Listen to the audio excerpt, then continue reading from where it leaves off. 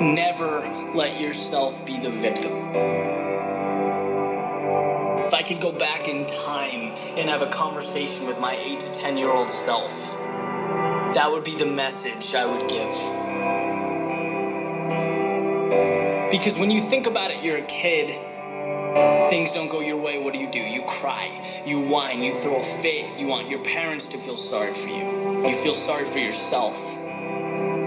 It's how you deal with things at that age. And then you grow up, but you don't necessarily shed that habit, that mentality. And it becomes obvious, right? I mean, you can talk to someone for 30 seconds and you know right away if they have that victim mentality. The world's falling down, they're tired, they have so much to do, they're so busy, X, Y, and Z. Look,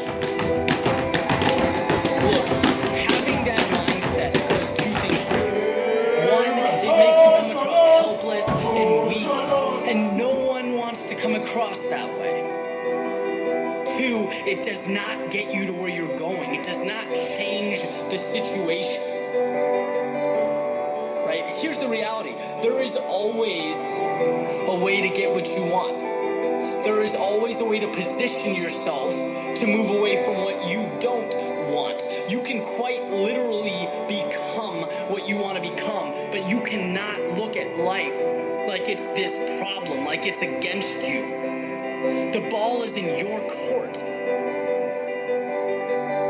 You know, it wasn't that long ago, 2-3 years ago, that I was not the happiest guy in the world, right? Did not like what I was doing, did not like how I was spending my time, was not energized, was not passionate about very much. But the time came where I didn't want to live like that. I had a conversation with myself. I stopped being the victim. I stopped complaining. And I asked myself, dude, what do you want? What is your purpose? What is your goal? Who do you want to become? And I literally made the decision and walked away a different person. And the things around me changed. My life changed. Because I made a decision to never be the victim again. To get what I want. I became the author of my own story. And you realize just how simple it is to transform your situation. Not easy, right? And it takes time. But there's always a way to get from point A to point B. And this separates the world into two kinds of people. People who look at how things are, who accept reality as truth, who complain, and people who look at what can be, who make the most of any situation.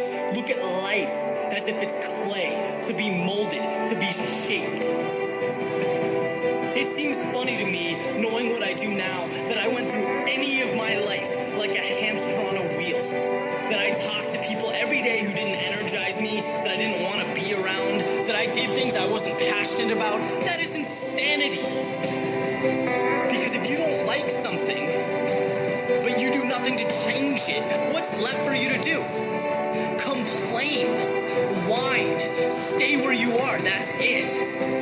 See, one of the reasons I reference athletics so much is because they bring this mentality on you that when things become difficult, when things become challenging, your one job is to find a way to figure it out. And I always did. And I took that and I brought it to everything else I do. And now it's eye-opening to see people achieving success, financial freedom, these things everyone wants, and know that the difference between them and everyone else is that they felt like they deserved it. A lot of the time they weren't smarter, stronger, they weren't more gifted starting out, but they moved toward what they wanted. They didn't cry or groan about the problems, they didn't look for sympathy.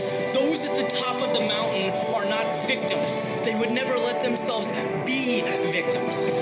It's about the other side, the opportunity. Getting from where you are to what you want.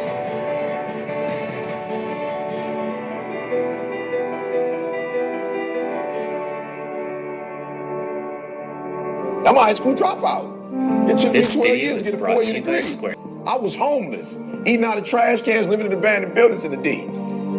If you don't become who you supposed to come, like, people gonna hurt. Like, if I didn't hit the reset button in life, who knows what a team would be like. There's something inside you.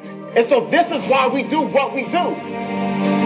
So what we're going to do, we're going to get the right information, and then we're going to get narrow focus, and boom, we're going to go for it. Are you hearing what I'm saying? That's it. I haven't reached the highest height, the Nobel Prize. What's next? What you getting ready for? What's next? What's next for you? Many of you will not be successful because you got this giant goal and no steps to go with it. You're just in your mind like, girl, this is my year. How many steps? I don't know. Like, what is it going to take for you to do it? I don't know.